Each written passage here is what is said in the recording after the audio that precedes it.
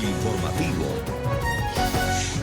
Una buena tarde tengan todos en este 5 de julio del 2019. A esta hora, Carlos Figueroa y Ruth del Salto junto a ustedes como cada mediodía. ¿Qué tal, Carlos? Hola, Ruth. Buenas tardes. Bienvenidos todos. 60 minutos para actualizarnos con lo que es noticia en el mundo. Anuncios de liberaciones de presos políticos venezolanos. Según la alta comisionada para los derechos humanos de Naciones Unidas, Michelle Bachelet, el régimen de Maduro ha liberado a un grupo de 22 presos políticos, entre ellos la jueza María Lourdes Afiuni y el periodista Braulio Jatar. La información fue confirmada por la alta comisionada tras presentar su informe sobre la situación de derechos humanos en Venezuela. Según la información que entregó, los otros 20 liberados son estudiantes encarcelados luego de las protestas antigubernamentales. La magistrada Afiuni, detenida en el año 2009 después de que el presidente fallecido Hugo Chávez exigiera que fuera encarcelada y condenada a 30 años, ha estado bajo arresto domiciliario desde el 2011. Hasta este momento, la única comunicación conocida emana del Tribunal Supremo de Justicia madurista, que a través del Twitter anuncia que se elimina esa medida sustitutiva de libertad.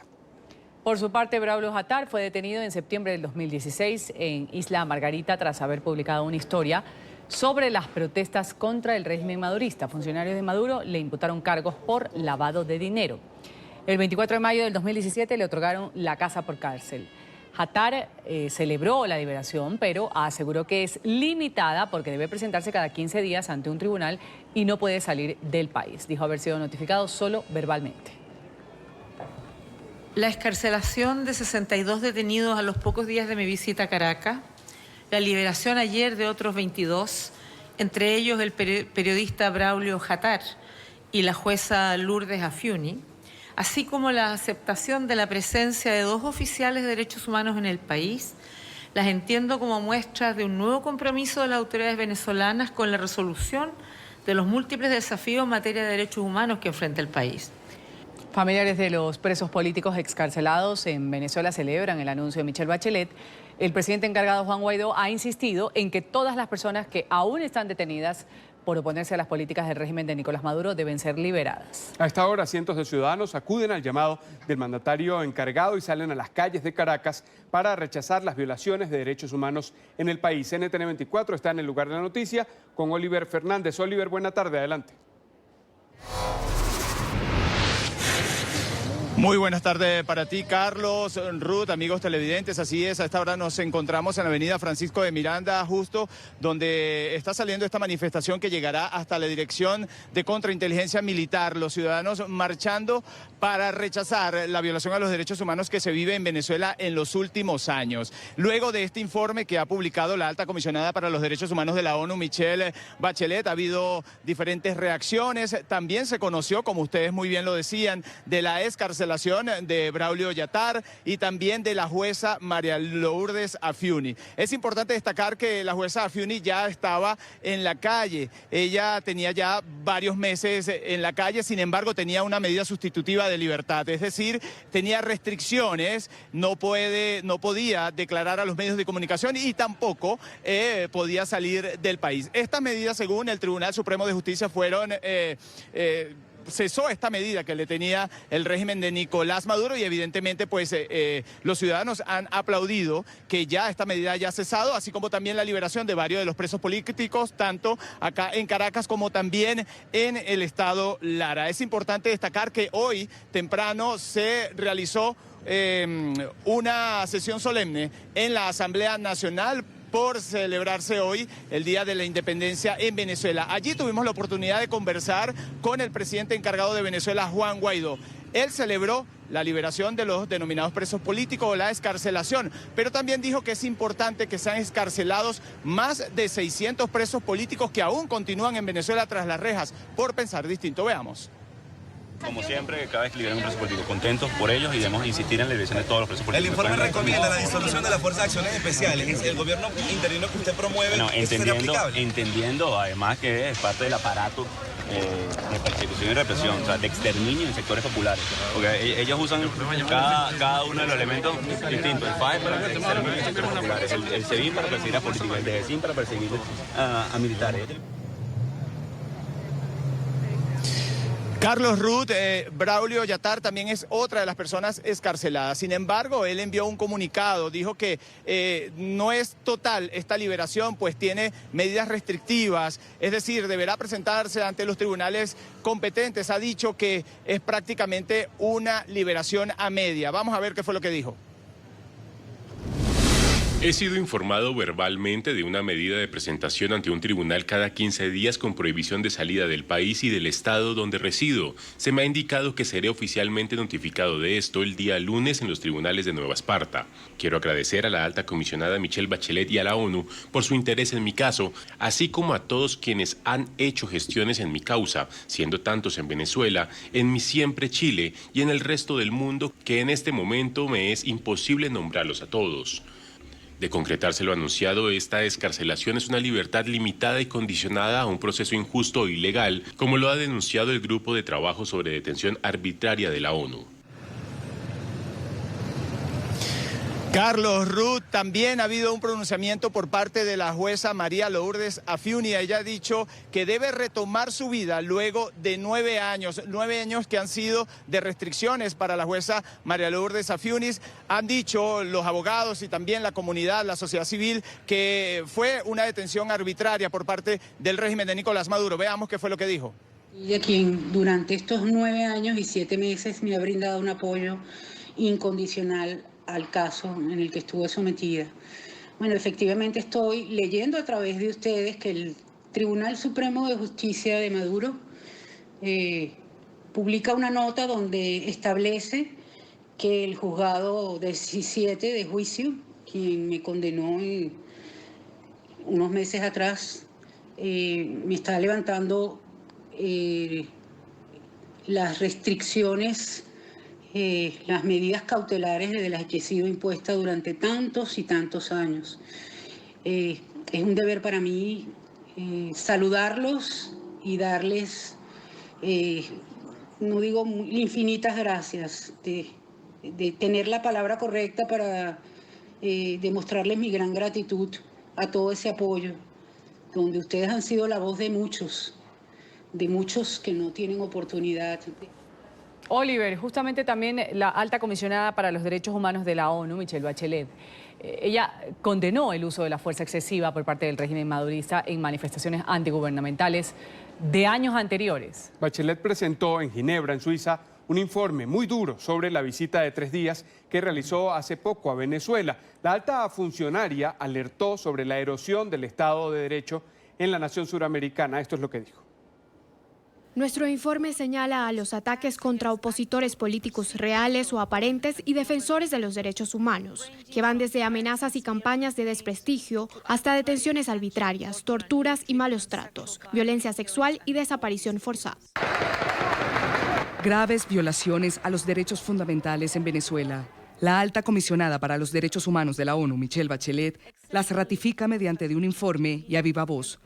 Bachelet condenó el uso de la fuerza excesiva por parte del régimen madurista contra la disidencia en pasadas manifestaciones antigubernamentales. También denunció persecuciones, desapariciones forzadas, ejecuciones extrajudiciales y violencia sexual en el país.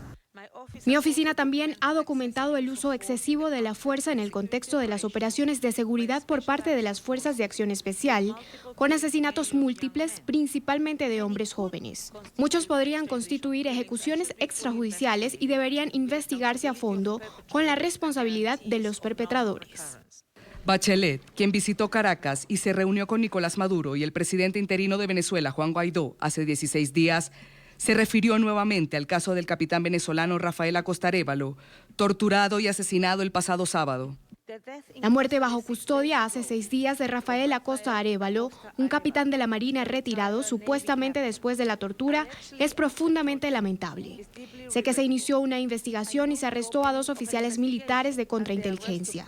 Sin embargo, existe un patrón de informes de tortura en Venezuela en el contexto de detenciones arbitrarias. Sobre la crisis económica que atraviesa la nación, la peor registrada en su historia, la alta comisionada para los derechos humanos de la ONU dijo de nuevo que las sanciones contra el régimen empeoran el panorama. En cualquier caso, las últimas sanciones económicas están exacerbando aún más los efectos de la crisis económica y, por lo tanto, la situación humanitaria. Pero el régimen rechazó el reporte de la alta comisionada. Desestimó el estudio porque asegura que no cumplió la rigurosidad metodológica. El contenido de este informe, dominado por una visión selectiva y parcializada, un escrito carente de rigor científico, con graves errores metodológicos y que parece un calco de informes anteriores. Nuevamente, desde la Cancillería, intentan decirle al mundo que en Venezuela no existe una crisis. En Venezuela no existe una crisis humanitaria. Como muchos países, padecemos problemas económicos asociados a diversos factores. Organizaciones internacionales pro derechos humanos instaron a Michelle Bachelet a que remita el documento de 18 páginas a la Corte Penal Internacional para que se inicie un proceso penal contra los funcionarios del régimen. Tras la presentación del informe, Michelle Bachelet, hoy ante la ONU, el presidente interino Juan Guaidó ha dicho que el siguiente paso es maximizar la presión internacional para una transición de poder en Venezuela. El presidente Juan Guaidó habló desde la Asamblea Nacional, donde se le impidió tener acceso, hoy 5 de julio, 208 años de la firma del Acta de la Independencia, tener acceso al salón donde ese documento está guardado. ¿Qué más dijo Oliver Juan Guaidó en esta comparecencia ante la Asamblea Nacional? Carlos, Ruth, importante esa acotación de ustedes porque precisamente el régimen de Nicolás Maduro ha prohibido ese derecho que tienen los venezolanos a ingresar al salón elíptico para ver justamente el acta de independencia. Esta oportunidad la tienen los venezolanos una sola vez al año y hoy era el día y lamentablemente pues amaneció prácticamente cerrada, no pudieron ingresar y justamente el presidente encargado de Venezuela, Juan Guaidó, ha reaccionado ante esta acción del régimen de Nicolás Maduro. Ha dicho que se le ha negado este derecho no solo a los parlamentarios, también a los embajadores que acudieron a la Asamblea Nacional a esta sesión solemne, sino también al ciudadano común, a ese que no tiene la oportunidad de ingresar todos los días al Parlamento venezolano. Por otra parte, también le consultábamos, Carlos, Ruth, sobre qué viene ahora, luego de este informe que ha sido publicado por la alta comisionada para los derechos humanos, Michelle Bachelet. Él dijo que ahora debe instalarse un comité de investigación, entre otras cosas. Vamos a escucharlo. Para todos los a nivel internacional que utilizaban eufemismos y hablaban del gobierno de Maduro, yo creo que hay que revisarlo, ¿no? Yo creo que ya no podemos hablar de eso, sino claramente las denuncias de una dictadura que no fue electa en sobre su mamá, que viola derechos humanos y que persigue en todo momento, que tortura, que asesina, que utiliza el territorio venezolano para hacerlo a grupos irregulares, que hay trata de blancas en Venezuela, que hay en este momento también captación de grupos irregulares. Ya, de nuevo, no, por respeto al Día de la Independencia de los venezolanos y la petición que le hacemos incluso a nuestros amigos y colegas, o colegas de ustedes, periodistas del mundo, que no utilizamos más eufemismo, que lo digamos como es, sin miedo, dictadura.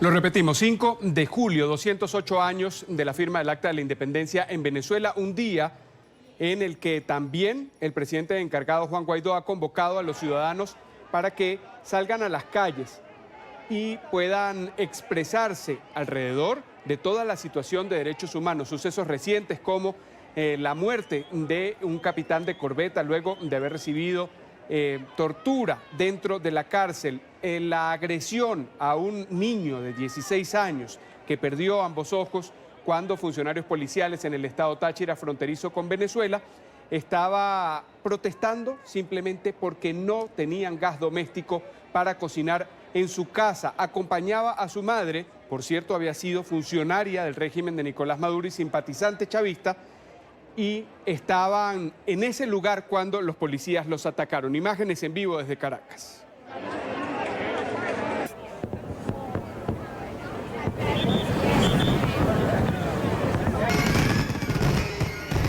Y estos son los mejores momentos del espectáculo de fuegos artificiales anoche por el Día de la Independencia de Estados Unidos.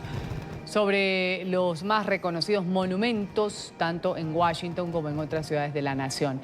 Este show pirotécnico selló la celebración.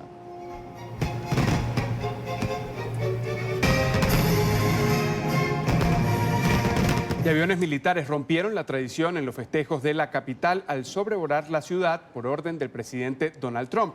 Vamos a revisar los momentos claves de esta celebración soñada del mandatario estadounidense que fue objeto de múltiples críticas. El espectáculo contó con varias aeronaves y helicópteros que sobrevolaron la explanada nacional, uno de los lugares más emblemáticos de Washington, D.C.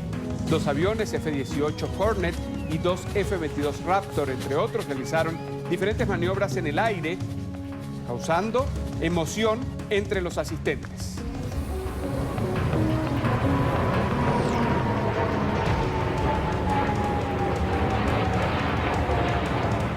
El avión presidencial conocido como el Air Force One ha hecho parte de estos festejos. La aeronave sorprendió a todos los espectadores cuando Trump y su esposa Melania, en el momento en que subieron al escenario. La multitud aplaudía mientras la Orquesta Sinfónica Nacional interpretaba las notas que le daban la bienvenida al presidente.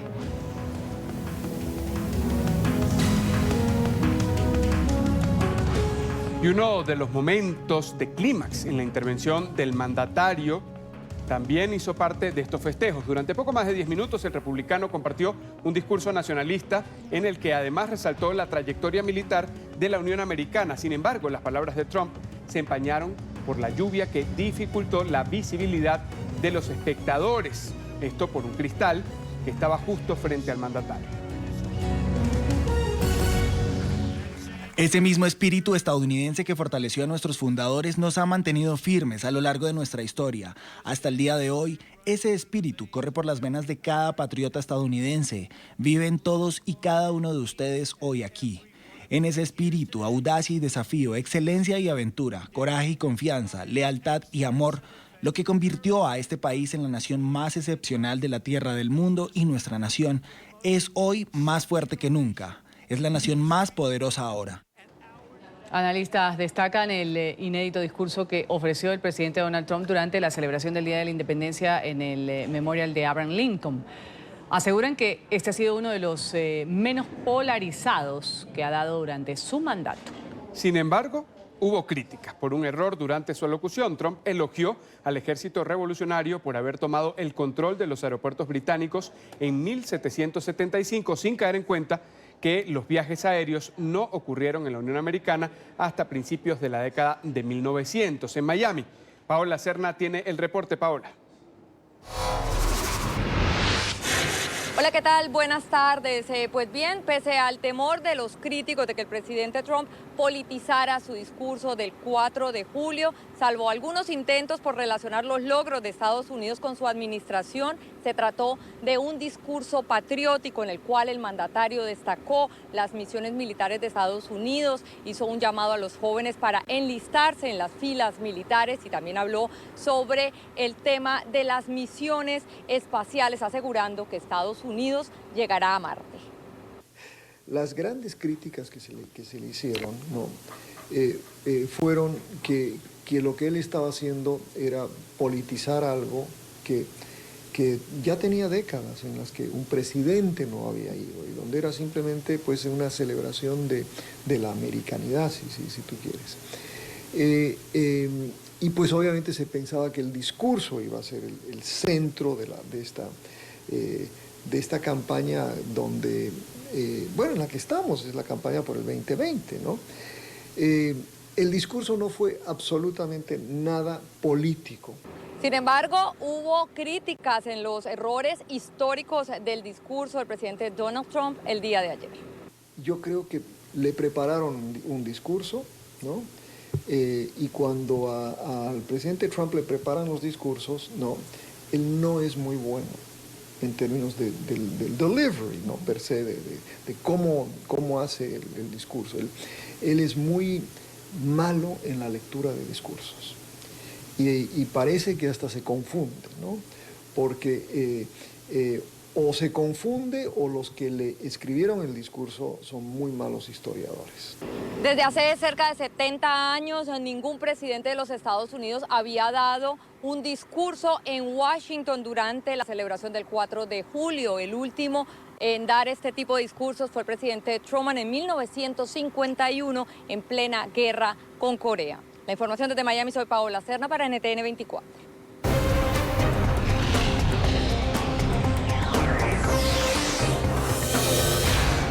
¡Ay, me quedé sin papá! ¡Hijo, no tenemos papá! Y cerca de 27 familias viven el duelo de haber perdido a sus seres queridos en el naufragio de una embarcación pesquera en la costa oriental de Honduras. Las autoridades han comenzado el proceso de identificación de los cuerpos mientras investigan las causas de este siniestro.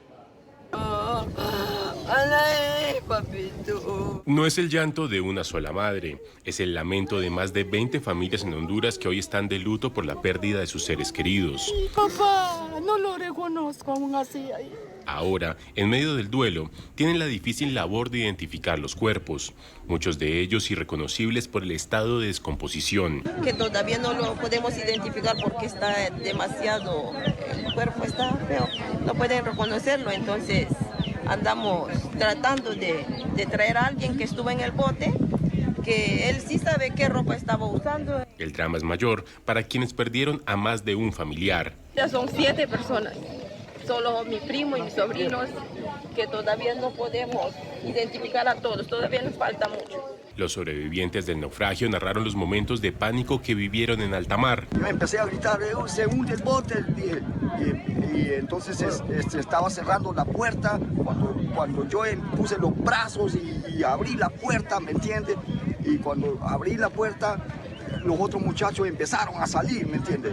Y entonces ahí quedé un buen rato debajo del agua agarrando aire, y cuando los muchachos lograron salir ya no tenía suficiente aire, y entonces no pude aguantar más y salí, y cuando salí se cerró la puerta y los muchachos que quedaron atrapados ahí, pues ahí fue los que murieron todos, ¿me entiendes? Las primeras hipótesis del siniestro apuntan a que la embarcación presentó un daño en el motor, además que se denuncia que llevaba sobrecupo de tripulantes. Emergencia en Colombia por el colapso de una vivienda de 3 pisos en la ciudad de Medellín. 3 personas han muerto después de quedar atrapadas bajo los escombros de esta estructura. La caída de la edificación ocurrió a la medianoche. Decenas de bomberos, hombres de la Defensa Civil, voluntarios, participaron en las labores de rescate. Entre las víctimas hay una niña de 13 años. Otras 3 personas resultaron heridas. A esta hora, funcionarios de la alcaldía de Medellín trabajan en la remoción de los escombros. Y seguimos en Colombia. El gobierno de Iván Duque ha rechazado el video que muestra a varios niños utilizados por la guerrilla del ELN para lanzar arengas en favor del grupo irregular en una población del deprimido departamento del Chocó, en el noroccidente del país. Autoridades denuncian que se trata de una nueva violación a las normas del derecho internacional por parte del grupo terrorista. El comisionado de paz aseguró que interpondrá una denuncia ante la ONU por violación a los derechos fundamentales de los menores de edad. La administración Duque asegura que con estos delitos se ratifica la falta de voluntad por parte de esta guerrilla y se retrocede en la intención de retomar los diálogos de paz.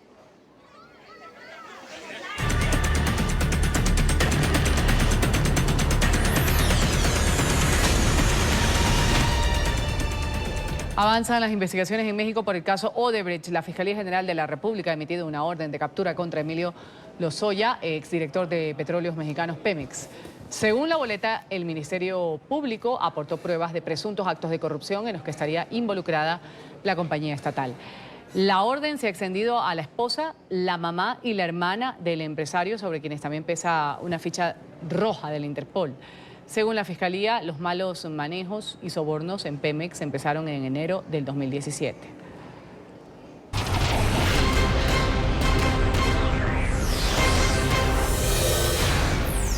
En medio de la indignación que generaron los informes sobre las condiciones insalubres y el hacinamiento en albergues para migrantes en Estados Unidos, sacerdotes de la Unión Americana y México se reunieron en Tijuana para orar por el futuro de los centroamericanos indocumentados. Se encontraron sobre la valla fronteriza que divide ambos países. Allí pidieron mejores condiciones para esos niños que permanecen separados de sus familias en estos centros de reclusión. Los sacerdotes recordaron además a las autoridades que los migrantes son personas que huyen de la pobreza, de la violencia, lo que hace más difícil su travesía. El presidente de Brasil, Jair Bolsonaro, ha confirmado que extendió una invitación a su homólogo estadounidense Donald Trump para que visite Sudamérica. Bolsonaro aseguró que busca que Trump atienda con los presidentes de la región la crisis de Venezuela. Bolsonaro y Trump se reunieron la semana pasada en Japón durante la cumbre del G20. Ambos han condenado las violaciones de derechos humanos por parte del régimen de Maduro y también han expresado su apoyo al gobierno interino de Juan Guaidó. Imputan a uniformados venezolanos por el caso del joven Rufo Chacón, de 16 años, quien perdió los 2 ojos después de ser atacado por efectivos de la Policía Regional en el estado Táchira. La Fiscalía Madurista imputó cargos de homicidio calificado con alevosía, uso indebido de arma orgánica y trato cruel a 2 uniformados por dispararle el pasado fin de semana a este joven. Los agentes, que ya fueron detenidos, descargaron más de 50 perdigones contra el rostro del adolescente que protestaba por la falta de gas en el país. El menor perdió ambos ojos. El fiscal designado por la constituyente madurista Tarek William Saab también anunció que a los uniformados se les sumarán cargos por trato cruel contra otras 3 personas. El candidato kirchnerista a la presidencia de Argentina, Alberto Fernández, ha visitado al expresidente de Brasil, Luis Ignacio Lula da Silva, en la cárcel. Afirmó que la detención es una mancha para Brasil. El dirigente del Partido de los Trabajadores está preso en Curitiba por corrupción y por lavado de dinero. Lula se declara inocente, denuncia una conspiración en su contra. Fernández, que tiene como fórmula a la vicepresidencia a la expresidenta Cristina Fernández de Kirchner, comparó el proceso del brasileño con los que continúan abiertos contra la exmandataria argentina y Rafael Correa en Ecuador. En Argentina saquearon un camión frigorífico que llevaba carne de cerdo. El vehículo se detuvo por un desperfecto en su carrocería a las afueras de la ciudad de Santa Fe, en el norte del país. Conductores de otros automóviles que circulaban por el sector se detuvieron también y asaltaron el camión, como también lo hicieron otras personas a bordo de motos y hasta caballos. Según los medios locales, habitantes de la región también se llevaron objetos de valor que estaban al interior del tractor. Era lo último que quedaba. Con un esfuerzo y todo, es lo único que podemos sacar. ¿Tuvieron muchas horas acá? Sí, la verdad que sí, de las 9 de la mañana estamos acá esperando. Es una vergüenza que no nos quieran dar los chanchos, es una vergüenza. Esos chanchos ya no se pueden vender más, no se pueden vender más los chanchos. Hacemos una nueva pausa en esta emisión de noticias. Enseguida descubren una fosa común con 200 cadáveres en Siria. Serían víctimas del autodenominado Estado Islámico.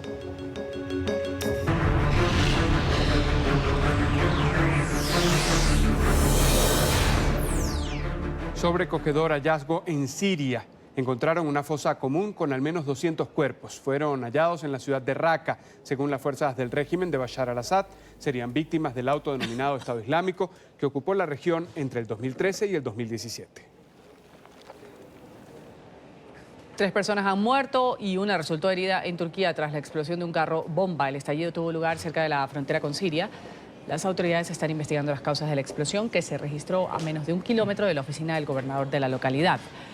De acuerdo con declaraciones del presidente turco, no se descarta que se trate de un acto terrorista. Tensión entre Reino Unido e Irán por la detención de un buque petrolero en Gibraltar. Las fuerzas de seguridad británicas incautaron la embarcación, señalando que vulneraba las sanciones internacionales.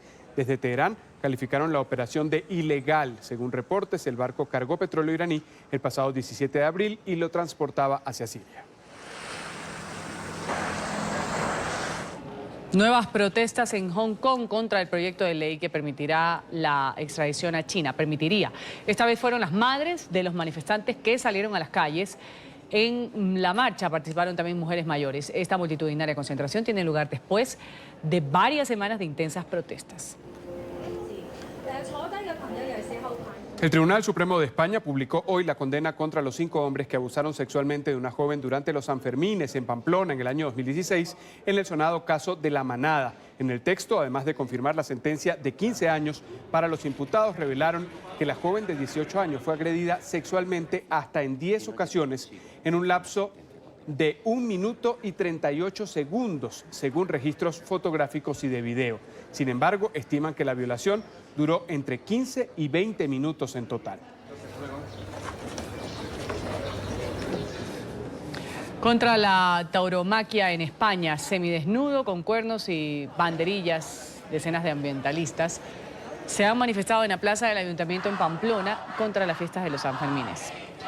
Las organizaciones Anima Naturlis y PETA dibujaron la silueta de un toro para rechazar el sacrificio de estos animales durante la celebración cultural. La protesta tiene lugar como cada 5 de julio y antes de las tradicionales fiestas de los 9 días de encierros en Pamplona. La campaña San Fermín sin sangre, liderada por estas ONG, ya cuenta con el apoyo de 200.000 personas que busca que las autoridades debatan sobre este episodio cultural en España. Una carrera en tacones contra la homofobia en Madrid, la capital de España. Decenas de personas de la comunidad LGBTI recorrieron por las celebraciones del Día del Orgullo Gay. La divertida competencia cumplió 20 años en esta nueva edición, en la que también se desafió la política impulsada por el partido ultraderechista Vox.